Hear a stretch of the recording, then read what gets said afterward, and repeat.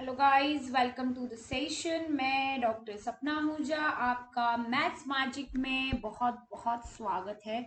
तो गाइस, हमारा derivative complete हो चुका है, डिफरेंशिएशन जिसे हम बोलते हैं। अभी हमें सीखना है application of derivative.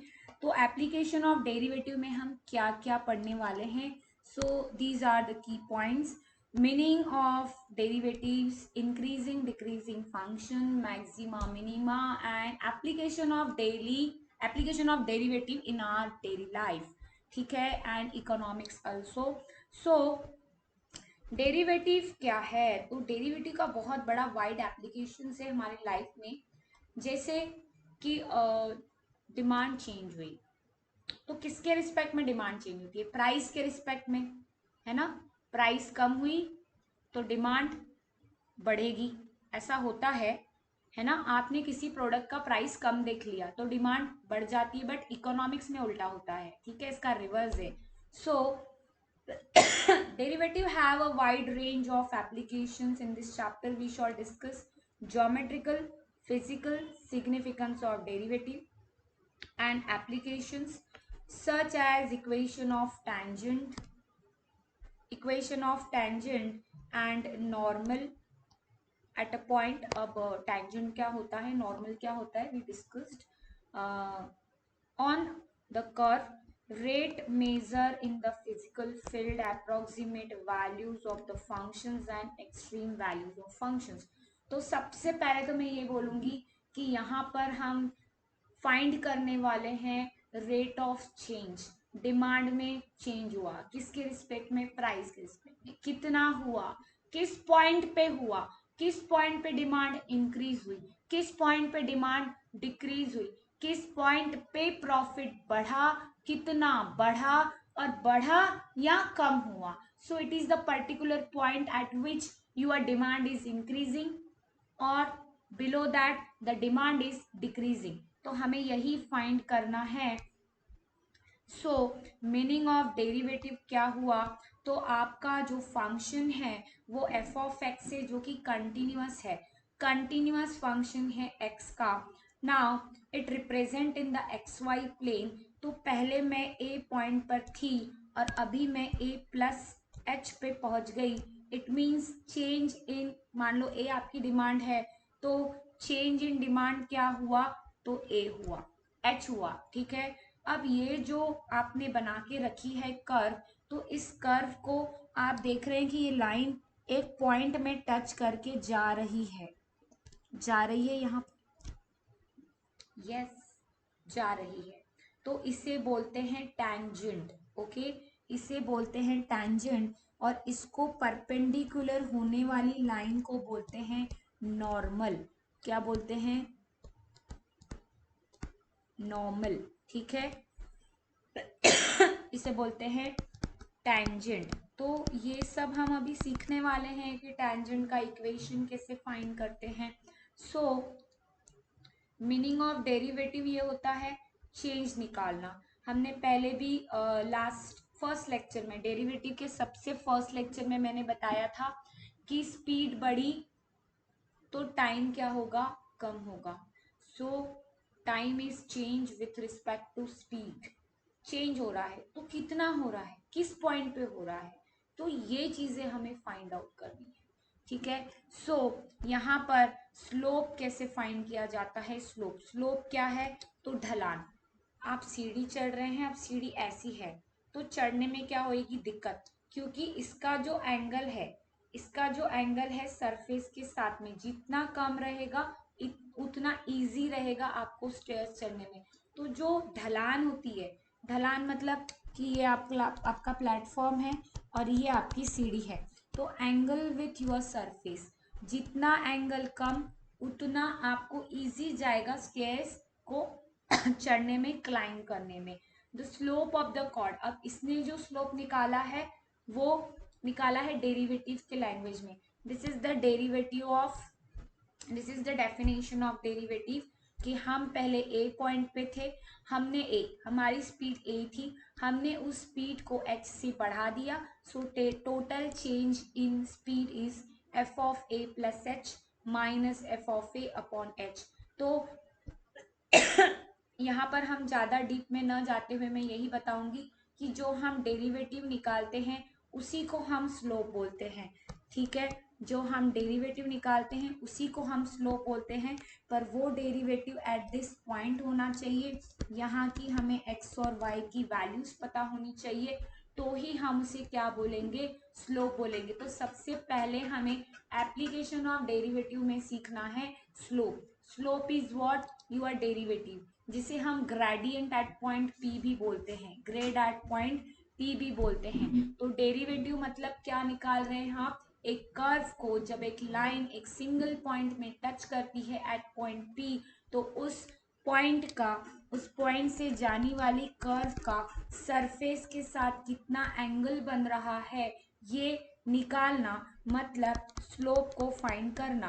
And this slope is called dy by D X at point P. P point की वैल्यू भी हम उसमें निकालेंगे। तो यहाँ पर आपको ये लिखना है कि स्लोप ऑफ टेंजेंट क्या होता है। तो कल मैं आपको पूरे की पॉइंट्स जो है आज ही बना के दे देती हूँ। ठीक है, तो स्लोप ऑफ टेंजेंट जो है वो actually at point P A B हम निकालने वाले हैं जिसे ग्रेडियंट भी बोला जाता है। Gradient of curve y is equals to F of X at point p and it is denoted by f dash of x dy by dx at point p। ठीक है, dy by dx at point p हम बोलते हैं ये है आपका slope of tangent. तो tangent हमें समझ गया। अब नॉर्मल क्या होता है, तो नॉर्मल वो होता है जो टेंजेंट को परपेंडिकुलर होता है। ठीक है, जो टेंजेंट को परपेंडिकुलर होता है उसे नॉर्मल बोलते हैं। तो यहाँ कुछ पॉइंट्स हम लिखेंगे। सो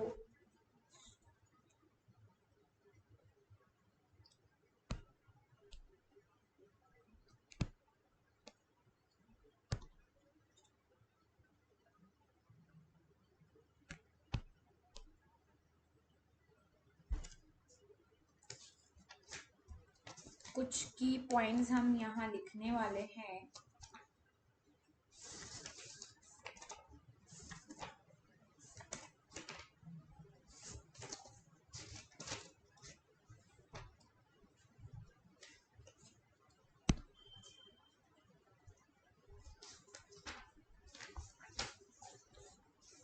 तो टेंजेंट और नॉर्मल का तो डिस्कशन हमने यहाँ पे स्टार्ट कर दिया है, उसके नोट्स हम लोग लिखेंगे।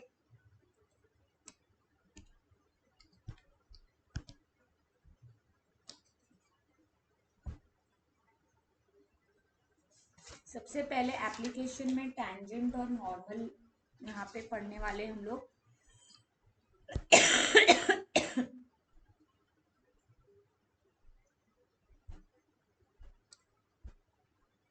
तो आप हेडिंग डालेंगे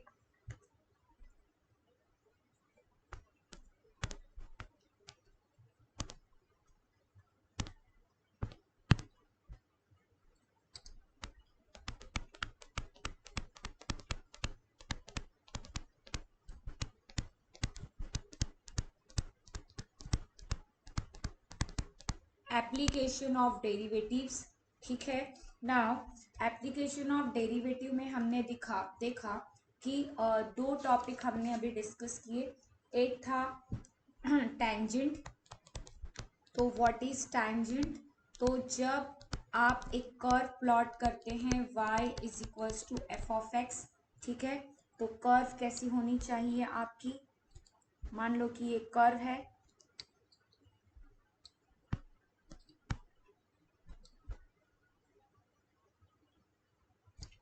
this is your x and y axis, x and y axis. अब एक कर्व है, ठीक है। अब इस पॉइंट पे, P पॉइंट पे आपको एक टेंजेंट मिल रही है।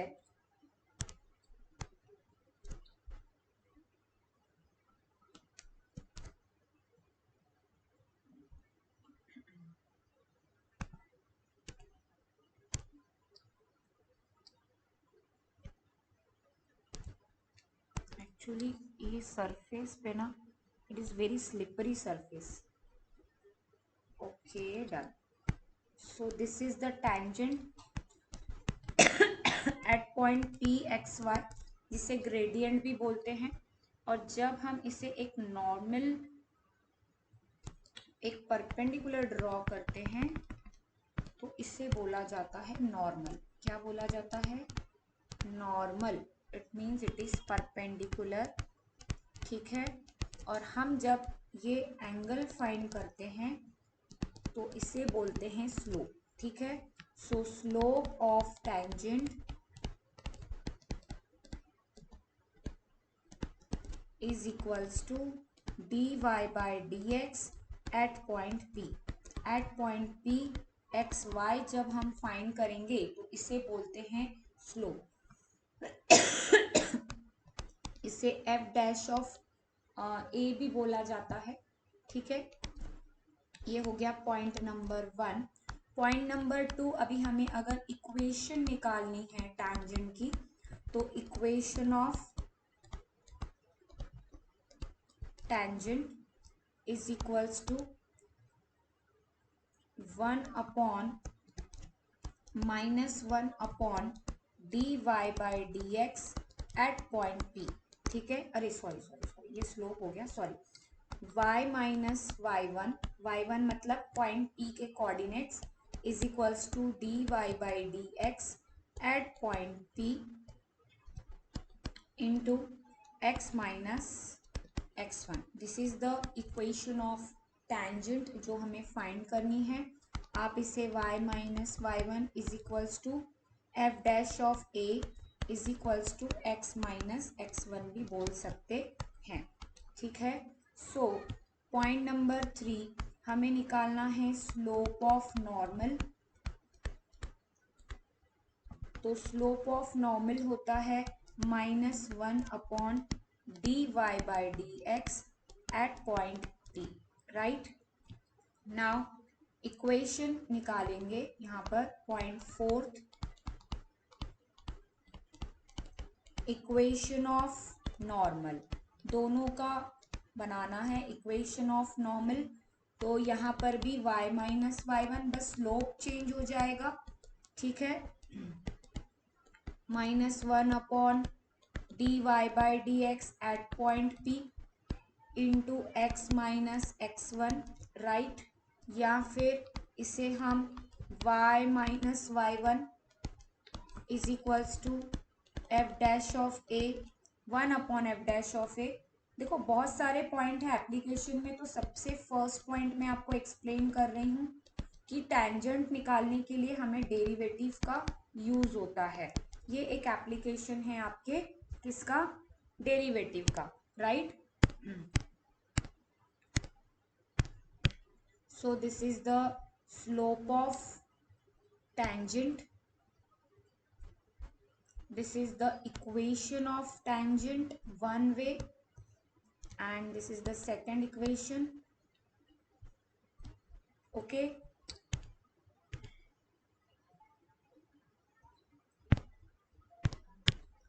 Slope of normal रिवर्स होता है क्योंकि वो परपेंडिकुलर होता है। इसका भी मैं आपको रीजन बताऊंगी, अभी लिख कर दूंगी। Equation of normal and this is the second equation of normal. ये हमें पढ़ना है, ठीक है। आज पूरा थ्योरी लिखेंगे। ओके, आगे बता रही हूँ।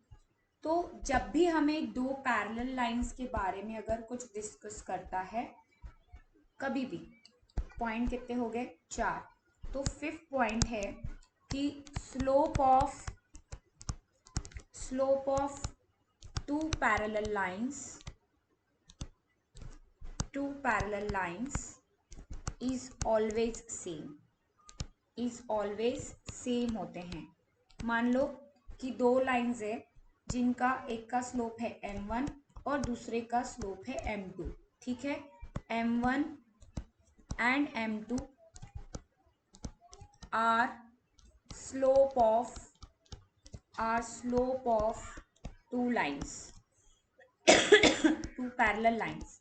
तो ये कैसे रहेंगे? हमेशा सेम। अगर दो लाइन पैरेलल है तो उनका स्लोप हमेशा सेम रहेगा। Point number 6, slope of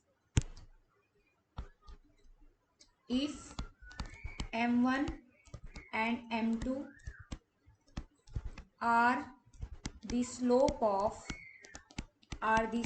of two perpendicular lines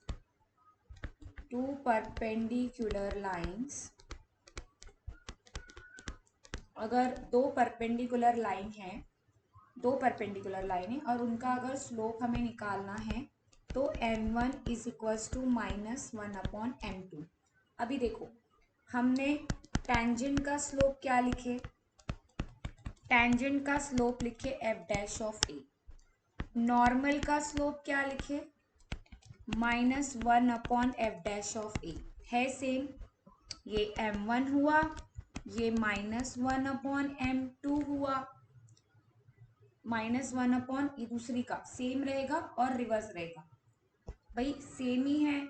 m2 क्या रहेगा -1/m1, m1 ही उसका स्लोप होगा लेकिन 1 और माइनस में, ठीक है। ये रिलेशन है कि दोनों के स्लोप का प्रोडक्ट जो है वो -1 होगा, ठीक है। आप इन दोनों का प्रोडक्ट करके देखिए, आपको -1 मिलेगा, क्योंकि टेंजेंट और नॉर्मल एक दूसरे को क्या है, परपेंडिकुलर है, इसीलिए इनके जो स्लोप है इनका प्रोडक्ट ऑलवेज -1 रहेगा, ठीक है। अगर कोई लाइन है, the slope of line ax plus by plus c is equals to 0, the slope of line is, आपका स्लोप क्या होगा, तो स्लोप इस लाइन का, अगर कोई भी लाइन दी है तो स्लोप होता है minus coefficient of x upon, अब नहीं दिया है स्लोप किसी लाइन का तो आप minus coefficient of x upon करेंगे कोएफिशिएंट ऑफ y, ठीक है। This is the slope of any particular line, ठीक है। स्लोप ऑफ टेंजेंट का फॉर्मूला अलग है, स्लोप ऑफ किसी भी लाइन का अगर स्लोप निकालना है तो आप निकालेंगे दिस फॉर्मूला से, ये फॉर्मूला से। स्लोप ऑफ टेंजेंट क्या होता है, dy/ds, जिसे ग्रेडियंट भी बोला जाता है। This is the relation between two parallel lines, slope of two parallel lines, slope of two perpendicular lines and slope of any particular line, ठीक है। अब एक वर्ड आता है, ये वर्ड हम ऑलरेडी पढ़ चुके हैं, तो कहाँ पढ़ चुके, 9th-10th में पढ़ चुके हैं, ठीक है। एक्स एक्सिस को क्या बोला जाता है, चलो बताओ। सो पॉइंट नंबर 8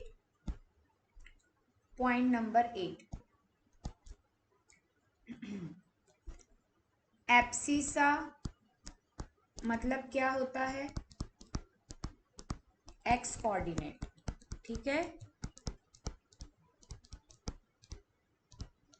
और ऑर्डिनेट मतलब वाई कोऑर्डिनेट,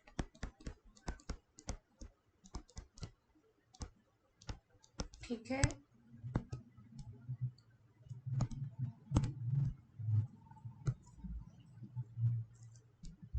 डन।